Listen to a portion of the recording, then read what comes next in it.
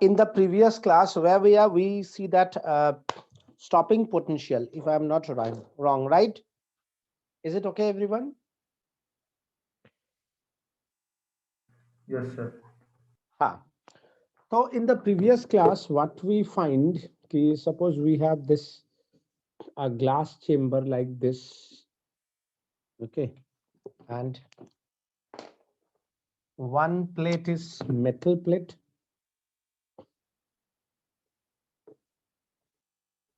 another one is anode plate.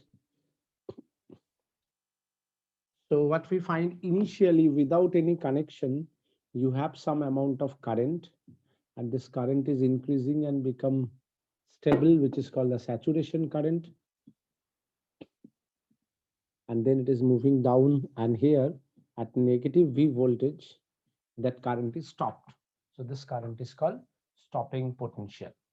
So in this case, we find S1 on, S2 off, and in this situation, S1 off and S2 on, if I'm not wrong. So you have one switch, then you have S1 battery, variable battery, which this with this you have S2 another switch, and another battery. So here at V naught means the stopping potential, you can stop it. उत्कर्ष याद है शायद हम लोग यहाँ तक पढ़ा था. उत्कर्ष yes sir, यहाँ तक ही पढ़ा था ना. यहाँ पे एनर्जी आया, यहाँ से इलेक्ट्रॉन जाएगा और यहाँ से सर आपने बोला था क्वेश्चंस कराएंगे आप. हाँ क्वेश्चंस कराएंगे आपने बोला था. हाँ ये कराया था ना, याद है ना, ये कराए थे. मतलब ये जो मैंने कराया था ये याद है ना. यस सर, ये हो चुका है. हाँ, क्योंकि मेरा क्वेश्चन इसी के ऊपर बेस करके होगा, इसलिए मैं इसको एक बार रिकॉल करवा देता हूँ, फिर हम लोग नया चैप्टर में जाएंगे.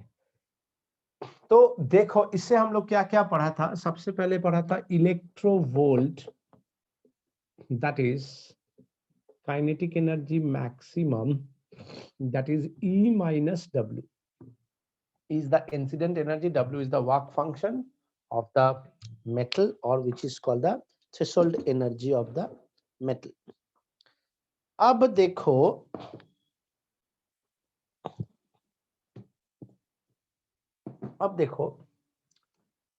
इसको हम h nu minus h nu naught या तो hc by lambda minus hc by lambda naught लिख सकता है. So stopping potential is kinetic energy maximum by E, h by E nu minus nu naught, या hc by E 1 by lambda minus 1 by lambda naught, ये लिख सकता है. That formula is very very important for stopping potential.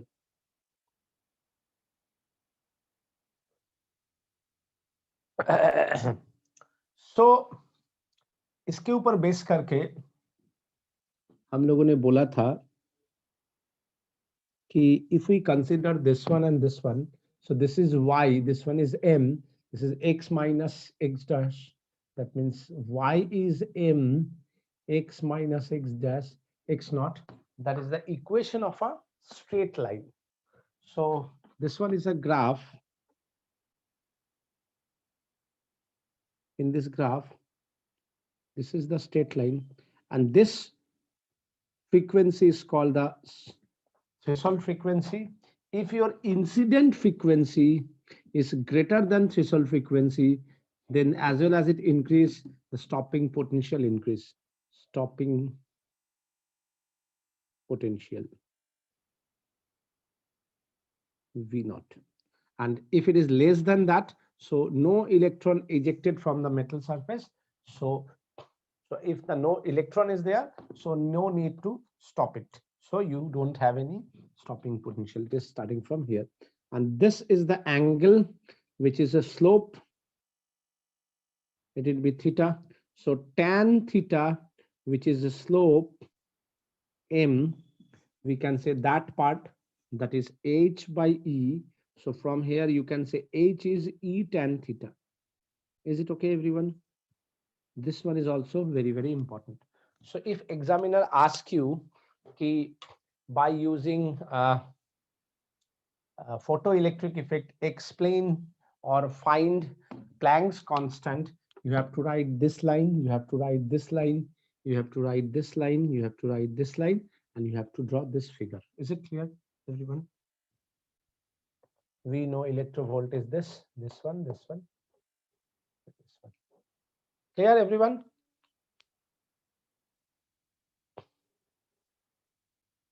Yes, sir. Everyone, is it okay?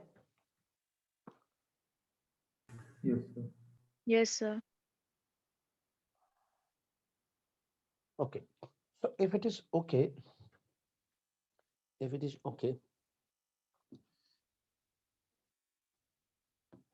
now we can try some numerical.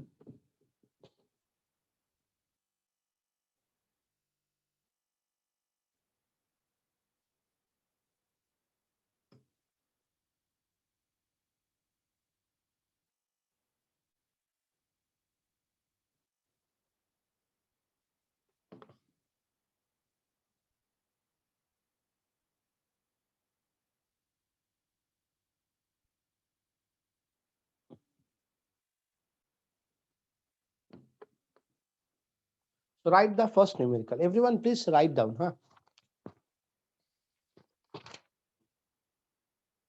Yes. My first question is, the work function of cesium is 2.14 electrovolt.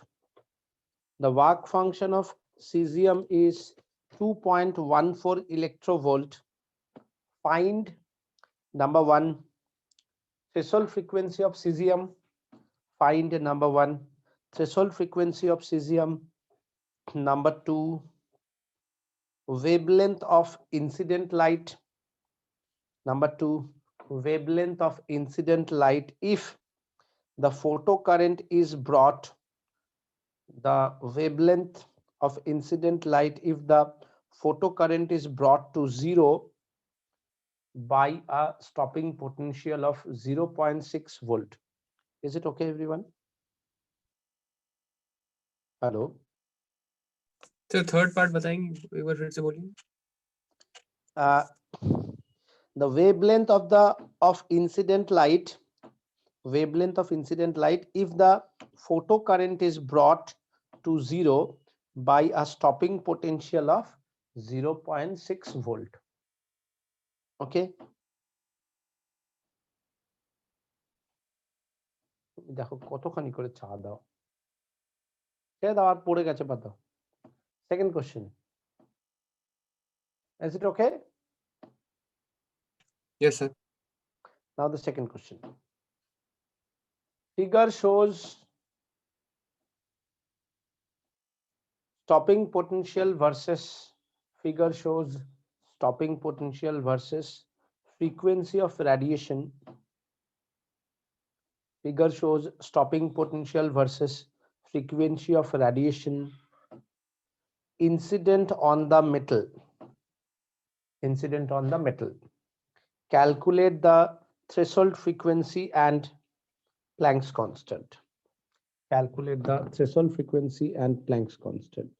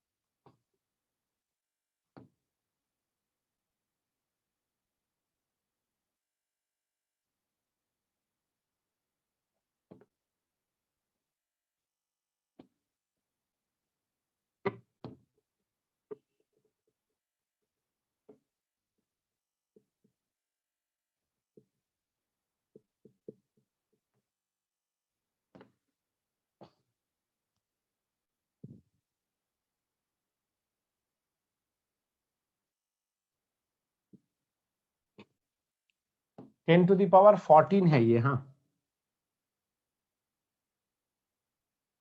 10 to the power 14 hertz. So try this question. Okay, everyone. You can use calculator. जल्दी के लिए, otherwise without calculator also you can able to solve it. Okay, in the first question, especially you have two questions, right? Question number one. Question number, the first part of the question. What is there in the question? The work function of cesium is 2.14 electrovolt. ठीक है? Find the threshold frequency of cesium. So the best way is 2.14 into 1.9 into 1.6, sorry, into 10 to the power minus 19 joule. So you convert this electrovolt into joule, and that is equals to H nu. So nu is 2 into 14, 1.6 into 10 to the power 19 by 6.626. Even you can write 6.63 also you can use, into 10 to the power minus 34. So 2.14 into 1.6, 6.63 approx is also right. So 19 20 21 22 23 ये आ जाएगा तुम्हारा 10 to the power 19 20 21 22 24 10 to the power minus 15. तो इसको calculation करके आता है 0.516. Sir हाँ sir ये 2.14 था या 214 था? हाँ सर आपने 2.14 ही क्वेश्चन में दिया है? हाँ अच्छा 2.14 इलेक्ट्रोवोल्ट बोला ना.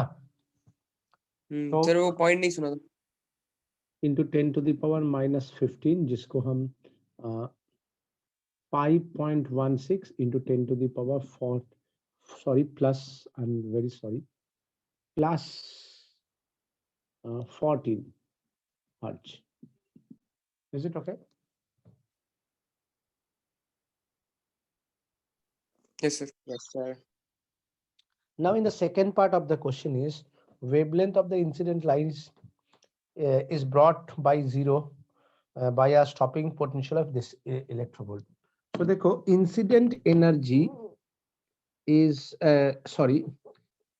kinetic energy maximum, that is incident energy minus work function is the E into V naught. मतलब ये जो stopping potential दिया है, that means with that much into अगर तुम electro कर देते हो, so that much is the kinetic energy of the ejected electron. So E is equals to W plus that E V naught. W is given 2.14 plus E into V naught कितना बोला है 0.6.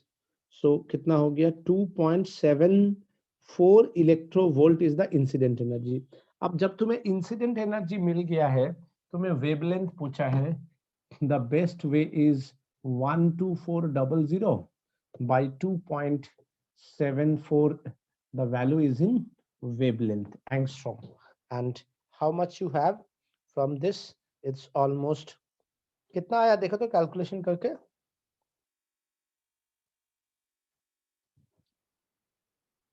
4500 something आएगा ना, कितना है रे? So 4530. 4500. So 453.7. 4537. 453.7. High point तो हो ही नहीं सकता. 12400 है. सर न्यूटन मीटर में है. अरे यार मैं जो बोल रहा हूँ वो करना. 12400 by 2.74 करके देखना कितना आता है. 4525.5. हाँ 4525.5. 4525.5 या 4526 एंगस्ट्रॉम तक भी चलेगा. Okay is it Yes, okay? sir. Yes, sir. तो ये तो एकदम नॉर्मल पहला क्वेश्चन था। अब आओ सेकंड क्वेश्चन में। सेकंड क्वेश्चन में क्या है,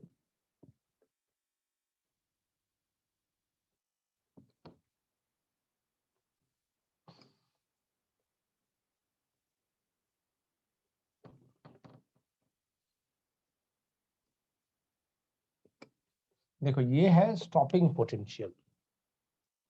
stopping potential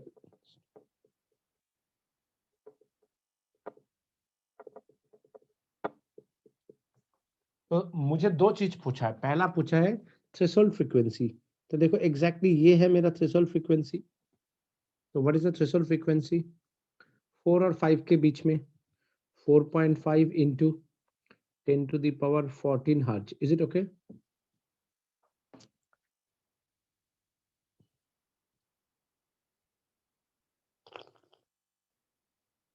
Anyone, is it okay?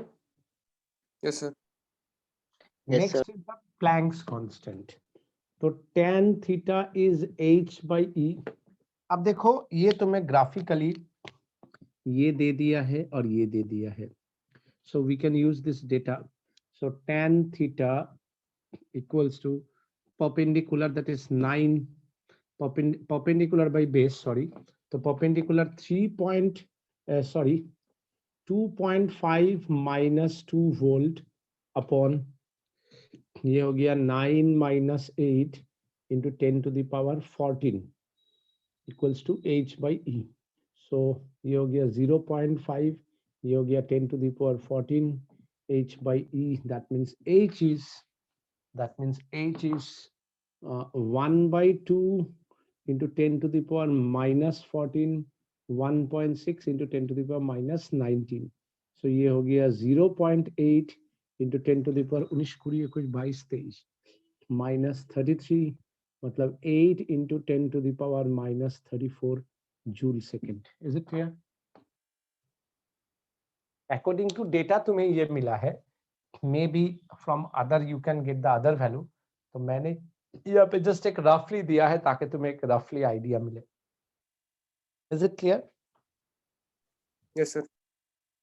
ऐसे 6.67 होता है तो वैल्यू ऐसे करके देगा, ये थोड़ा छोटा बड़ा कर देगा ऐसे करके कि मानो यहाँ पे 0.5 के जगह पे अगर 0.4 हो गया तो तुम्हें वो थोड़ा आसपास आएगा. समझा? Yes, sir. मतलब 1.6 into this is equals to 6.6 आना चाहिए. तो 6 मतलब 1.6 into this equals to 0.66 आना चाहिए. तो 0.66 आने के लिए इसमें कितना होना चाहिए उतना वो डेटा दे देगा अगर वो एग्जैक्ट देना चाह रहा है. मेरा बात समझा? Yes, sir. This into this का वैल्यू 0.66 अगर वो कैलकुलेशन करके देता है तो ये आराम से आ जाएगा. हाँ Yes, sir. हाँ. तो इसके बाद एक और चीज है which is very very important. इसके ऊपर भी so many type of question is there in your that from this chapter photoelectric effect and this. एक और चीज है जिसके ऊपर बहुत ज्यादा क्वेश्चंस आता है. पहले इस बात को समझो.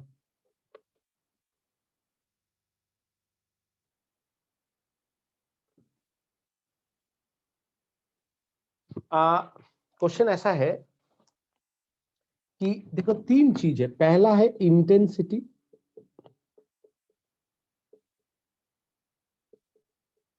इंटेंसिटी का मतलब होता है energy per unit area per unit time.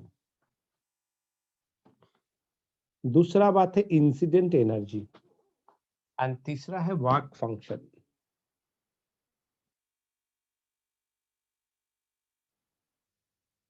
तो इंटेंसिटी के साथ वर्क फंक्शन या इंसिडेंट एनर्जी का लग रहा है रिलेशन है लेकिन डायरेक्टली कोई रिलेशन नहीं है. मतलब अगर इंसिडेंट एनर्जी ज्यादा होगा with respect to work function तो फोटो इलेक्ट्रिक इफेक्ट होगा. अगर इंसिडेंट एनर्जी कम होगा तो फोटो इलेक्ट्रिक इफेक्ट, अगर ये वैल्यू इससे कम है तो फोटो इलेक्ट्रिक इफेक्ट नहीं होगा. अगर ये वैल्यू इसके रेस्पेक्ट में काफी ज्यादा है तो फोटो इलेक्ट्रिक इफेक्ट होने के लिए जो काइनेटिक एनर्जी होगा इजेक्टेड इलेक्ट्रॉन का ज्यादा होगा, ठीक है। और काइनेटिक एनर्जी जिसका ज्यादा होगा उसको रोकने के लिए स्टॉपिंग पोटेंशियल भी ज्यादा चाहिए, मतलब E is directly proportional to stopping potential. जितना ज्यादा इंसिडेंट एनर्जी उसको रोकने के लिए उतना ज्यादा मुझे स्टॉपिंग पोटेंशियल लगेगा। ये समझ में आया? हेलो? Yes sir. Yes, लेकिन sir. इंसिडेंट एनर्जी बढ़ने से इंटेंसिटी नहीं बढ़ेगा। तुम बोलोगे सर कैसे नहीं बढ़ेगा, इसके साथ तो ये रिलेटेड है, इसके साथ ये रिलेटेड है, लेकिन इसमें ये भी एक फैक्टर है। जैसे मैं एक छोटा सा एग्जांपल से बता रहा हूं, मानो किसी एक मेटल प्लेट का वर्क फंक्शन है 5 इलेक्ट्रोवोल्ट, इंसिडेंट एनर्जी एक लिया मैंने 7 इलेक्ट्रोवोल्ट, दूसरा वाला लिया 10 इलेक्ट्रोवोल्ट। Is it okay? या ऐसा ले लो, ये 10 इलेक्ट्रोवोल्ट है, ये 20 इलेक्ट्रोवोल्ट है, कैलकुलेशन करने में आसान होगा। तो मुझे बोलो स्टॉपिंग पोटेंशियल किसका ज्यादा होगा? 20 का। तो यहाँ पे स्टॉपिंग पोटेंशियल है 5 वोल्ट, यहाँ पे स्टॉपिंग पोटेंशियल है 15 volt.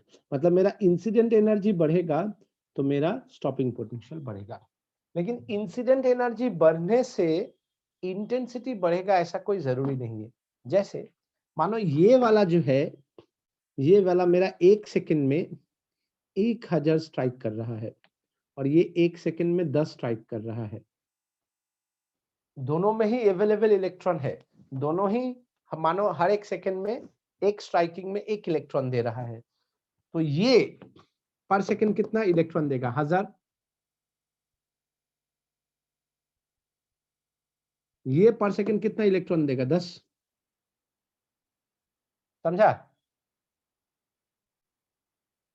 Hello, am I audible? इतना सन्नाटा क्यों है? बुझला बस. Yes, sir. अरे अरे दोनों का दोनों ही इलेक्ट्रॉन, दोनों का दोनों के केस में ही मेटल से इलेक्ट्रॉन निकलेगा कि नहीं बोलो? Yes, sir. और इसमें देखो 1 सेकंड में 1000 स्ट्राइक हो रहा है, इसमें 1 सेकंड में 10 स्ट्राइक हो रहा है। तो इसमें जो 1 सेकंड में 1000 स्ट्राइक हो रहा है, तो इसमें क्या है? 1000 इलेक्ट्रॉन पर सेकंड में आ रहा है और इसमें 1 सेकंड में 10 इलेक्ट्रॉन आ रहा है। Yes. अवेलेबल इलेक्ट्रॉन तो दोनों दे रहा है, ये 1000 दे रहा है, ये 10 दे रहा है। ये इसका काइनेटिक एनर्जी 10 का ज्यादा है ईच का, इसका काइनेटिक एनर्जी कम है। मतलब ये ज्यादा हेल्दी है, ये कम हेल्दी है। ये इंडिया का पॉपुलेशन है जो 1 ओलंपिक में गोल्ड लाता है और ये यूएसए का पॉपुलेशन है जो 5 गोल्ड लाता है। मतलब समझा? मतलब बच्चा पैदा करने से ही नहीं होगा, बच्चा को हेल्दी भी बनाना पड़ेगा। Yes, sir. अरे वही घरे गিয়ে करो ना।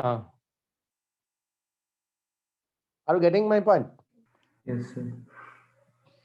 ये एक पॉइंट ऑफ व्यू है। दूसरा पॉइंट ऑफ व्यू है, देखो मैंने बोला इसमें 1000, तो तुम इसमें बोलोगे तो सर इसके साथ इंटेंसिटी का क्या रिलेशन है?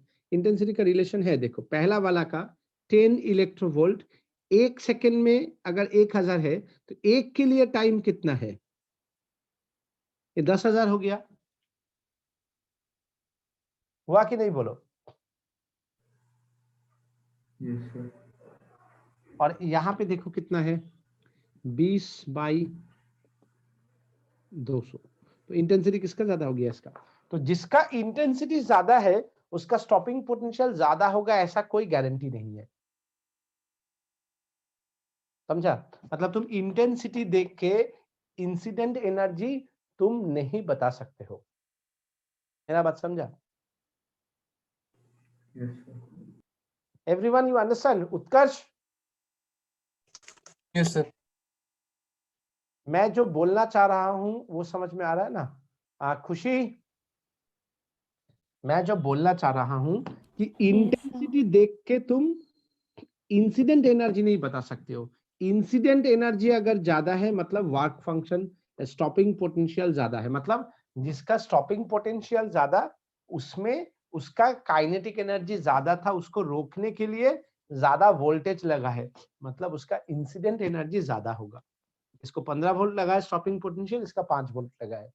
मतलब जिसका स्टॉपिंग पोटेंशियल ज्यादा उसका इंसिडेंट एनर्जी ज्यादा, जिसका स्टॉपिंग पोटेंशियल कम उसका इंसिडेंट एनर्जी ज्यादा। लेकिन जिसका इंटेंसिटी ज्यादा मतलब वहां पे अवेलेबल इलेक्ट्रॉन ज्यादा है, तो अवेलेबल इलेक्ट्रॉन ज्यादा है तो वो सैचुरेशन करंट ज्यादा कर सकता है, क्योंकि सैचुरेशन करंट हम एक्स्ट्रा बैटरी लगा के करते हैं। तो जब हम एक्स्ट्रा बैटरी लगाएंगे वो कितना ही कम से होना क्यों, अवेलेबल इलेक्ट्रॉन तक वो जाएगा।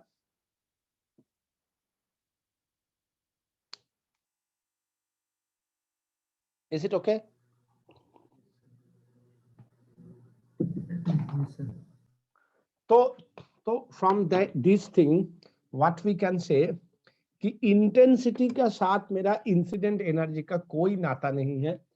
इंटेंसिटी का साथ मेरा नाता है फोटो करंट का।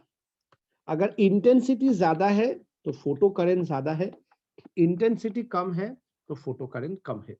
और इंसिडेंट एनर्जी का साथ मेरा स्टॉपिंग पोटेंशियल का रिलेशन है। स्टॉपिंग पोटेंशियल ज्यादा है तो मेरा इंसिडेंट एनर्जी ज्यादा है, स्टॉपिंग पोटेंशियल कम है तो मेरा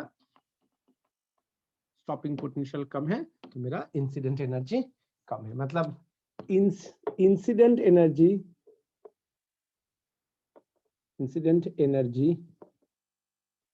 E is directly proportional to stopping potential.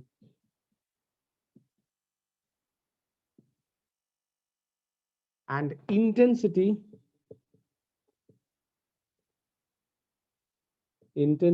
is directly proportional to saturated current.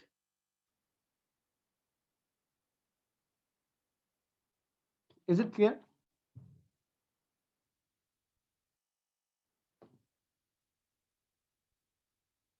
Is it clear?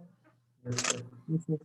अब देखो क्वेश्चन क्या देता है, क्वेश्चन देता है ऐसे कि शो दैट कि for same stopping potential different intensity can be possible.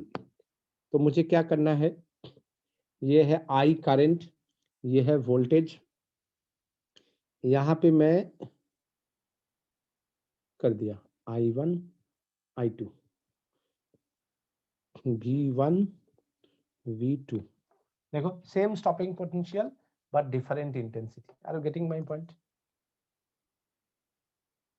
मतलब इंसिडेंट एनर्जी सेम है लेकिन नंबर ऑफ स्ट्राइकिंग के कारण मेरा क्या हो गया, इंटेंसिटी अलग हो गया, मतलब सैचुरेशन करंट अलग हो गया। Are you getting my point? So we can say इसको हम अगर I2 माने I2 ग्रेटर देन I1 या कैपिटल I2 जो है ये है करंट, ये है इंटेंसिटी। जिसका इंटेंसिटी ज्यादा उसका करंट ज्यादा। और 1 is equals to 2 stopping potential, इसका मतलब incident energy of 1 is equals to incident energy of 2।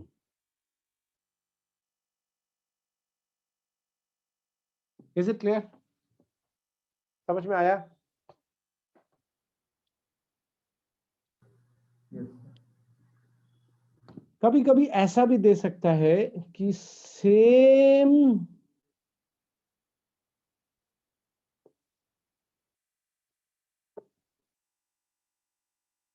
Intensity है पर स्टॉपिंग पोटेंशियल अलग है। क्या मतलब है? Saturation current is same but the stopping potential is different. जिसका स्टॉपिंग पोटेंशियल ज्यादा है उसका इंसिडेंट एनर्जी ज्यादा है। Are you getting my point? So I1 is equals to I2, capital I1 is equals to I2, मतलब saturation current same, intensity same. V2 greater than V1, that means जिसका voltage ज्यादा उसका incident energy ज्यादा। Is it clear?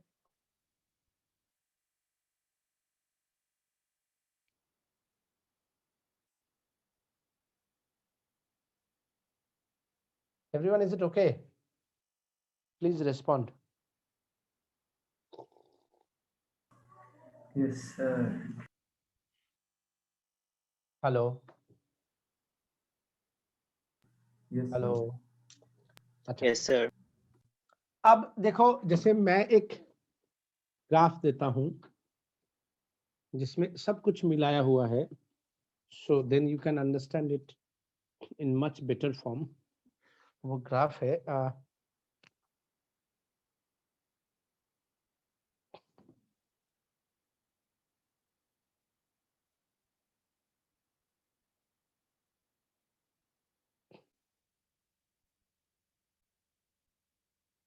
ऐसे करके current और voltage है, ये है I1, ये है I2, ये है I3, ये है I4। तो ये हो गया V1, ये हो गया V2, V3, ये हो गया V4। ठीक है, तो मुझे बोलो किसका इंसिडेंट इंटेंसिटी ज्यादा है या किसका करंट ज्यादा है।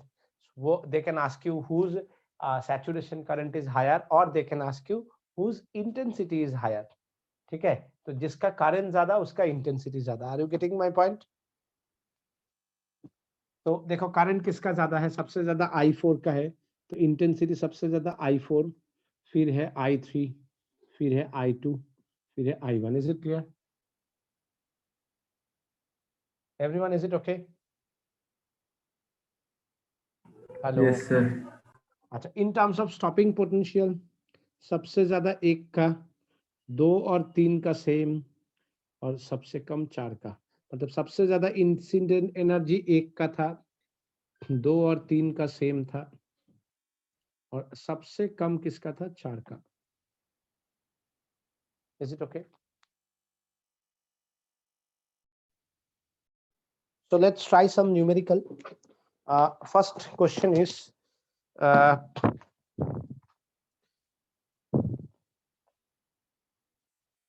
calculate de Broglie wavelength associated with a calculate de Broglie wavelength of the electron associated through a potential difference 56 volt. Anyone? Any idea? What is the answer? Calculate de Broglie wavelength associated with 56 volt. Which formula you use? Hello.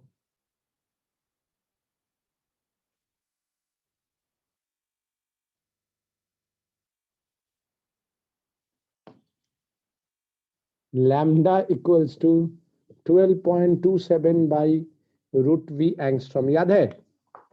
Hello. Hello. Yes, sir. 12.27 by root under 56 angstrom है answer. Calculation खुद कर लेना। इसका answer होगा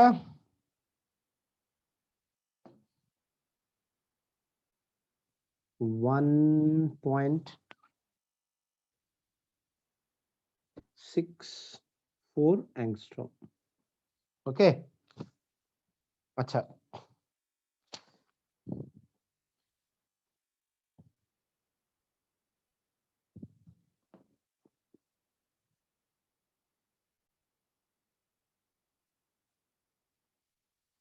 An electron and a photon each have a wavelength. Question: an electron and a photon, electron and a photon each have a wavelength 1 nanometer. बहुत अच्छा question है। Find their momenta. Find their momenta. Number 2, energy of the photon, kinetic energy of the electron. Can you able to solve it?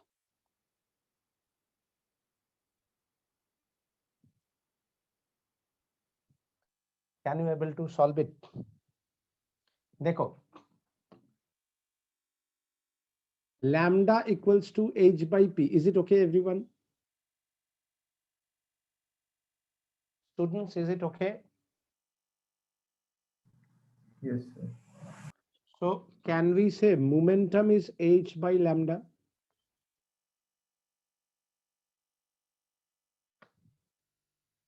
Can we say that?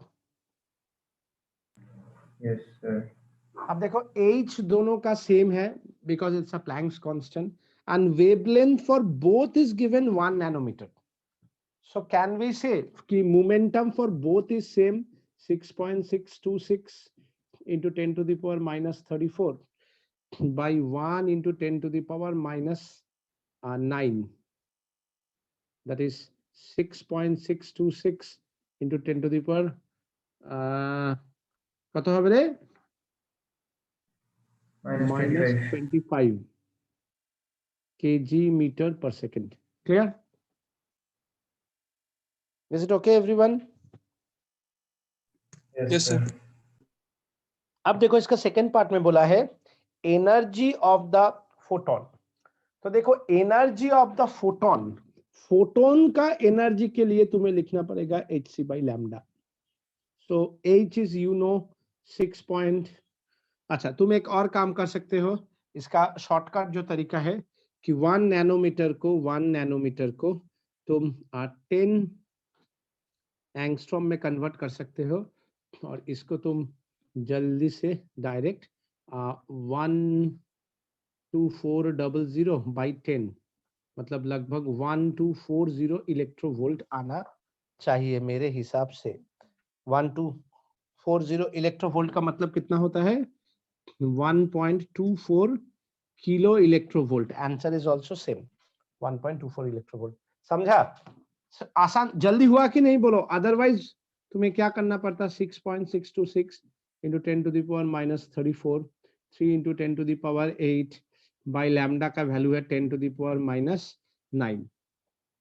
You see, you calculate this into this, you get the same value। ज्यादा tough question नहीं है तो आराम से you can solve it। Is it clear everyone? Yes. Is it okay? Yes, sir. Yes, sir. And how you get the kinetic energy of the electron? So देखो kinetic energy is half mv square, so क्या तुम्हें याद है momentum is 2m, kinetic energy हम लोग एक relation निकाला था यहां से, याद है? Hello. Yes, sir. So if we squaring this 2m kinetic energy, so kinetic energy is p square by 2m। p तुम्हारा पास ऑलरेडी है और मास भी तुम्हारा पास है, so 6.626 into 10 to the minus 25 का square by 2 into 9.1 into 10 to the power minus 31, you get the value। Okay, everyone please listen it, huh? The maximum kinetic energy of a photoelectron is 3 electrovolt। Kinetic energy maximum is 3 electrovolt।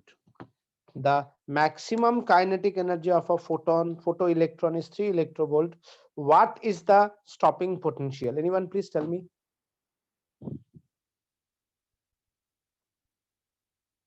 Anyone please tell me? Anyone please tell me? Hello. Kmax by E What is the answer? Tell me the power answer। square.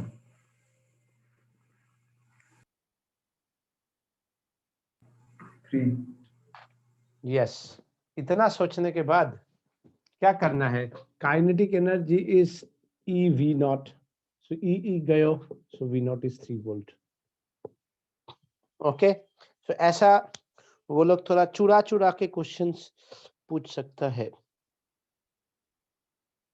ऐ देखो एक तो question पूछा है कि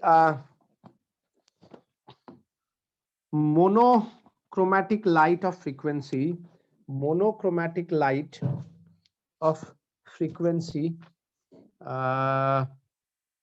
monochromatic light of frequency 6 into 10 to the power 14 hertz, ठीक है, is produced by a laser।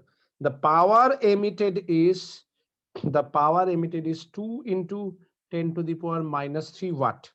How many protons per second on average are emitted by the source? तो देखो ये एक बहुत ही अच्छा क्वेश्चन है। पावर का फॉर्मूला क्या है? Energy by time. So energy क्या होता है? एच न्यू, और टाइम क्या है? एक फोटोन निकलने में कितना टाइम लगा। So let in 1 second, n number of photon release, let in 1 second n number of photon release, so time taken for one photon is 1 by n. Are you getting my point? Yes, sir. So what we can write, that is nh nu, very, very important. So number of photon, that is power by h nu. Is it clear? Yes, sir. So power is how much?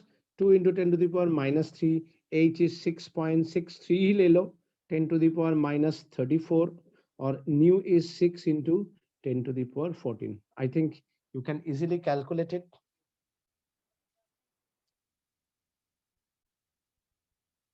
So the answer is almost 5 into 10 to the power 15. ठीक है? Is it clear? Yes, sir.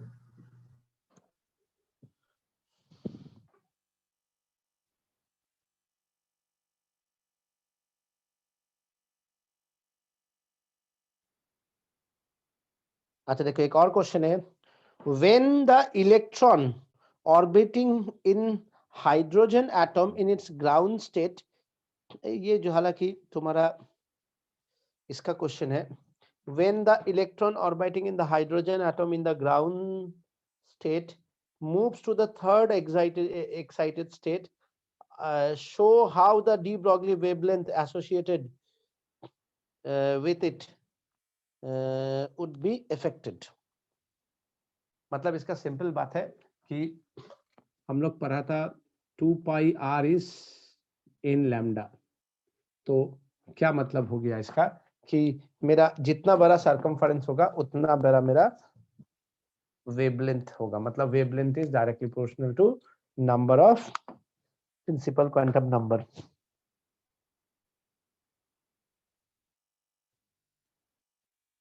ये थोड़ा मेरे हिसाब से अभी करने से अच्छा एटॉमिक स्ट्रक्चर में हम लोग ज्यादा अच्छा से कर सकेंगे, क्योंकि वहां पे हम लोग ये देख पाएंगे फ्रीक्वेंसी का साथ ऑर्बिटल का क्या रिलेशन है, प्रिंसिपल क्वांटम नंबर का क्या रिलेशन है, तो उस हिसाब से हम इस क्वेश्चन को करेंगे.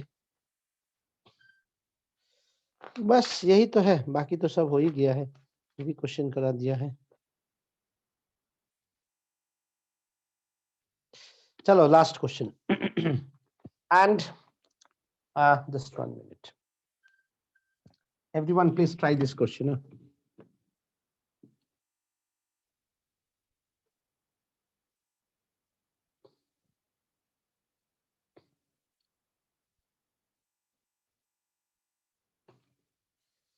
Question is, an alpha particle and a proton are accelerated from rest by the same potential. क्या है? An alpha particle and a proton, याद करके देखो क्वेश्चन कराया है, are accelerated from rest by the same potential. Find the ratio of their de Broglie wavelength. Same potential, मतलब voltage of proton and voltage of alpha particles are same. তুমি কিন্তু too much করো কিন্তু গো. हाँ, so lambda is h by root under 2m electrovolt. So alpha and both are same, so we can say this are same. So the mass of proton and mass of alpha particles, 4 times mass of proton, charge of proton and charge of alpha particles, 2 times charge of proton. So alpha particle is to proton is equals to 1 by mass of alpha particle, charge of alpha particle is to mass of proton, charge of proton. So 4 times mass of protons, 2 times charge of proton, 1 by mass of proton, charge of proton. देखो same type का question हम लोगों ने कितना बार किया, 2√2:1. That means 1:2√2. Is it okay everyone? ये question 2010 2017 2 बार पूछा है. Is it okay everyone? Yes, sir. So you can say this chapter is complete with all the numerical related to your board exam. Numerical, I'm talking about numerical. सब numerical करा दिया, बाकी भी तुम अगर देखोगे थ्योरी से सब आ जाएगा. So from next day onwards we start a new chapter, atomic structure. शायद इसमें से कुछ पार्ट तुम्हारा डिलीट कर दिया है, but in terms of entrance point of view मैं इसको पूरा ही पढ़ाऊंगा जितना हमारा सिलेबस में है, ठीक है? Yes, sir. Bye bye everyone. अच्छा, श्रेया शाह अच्छे नहीं, चलो बाय।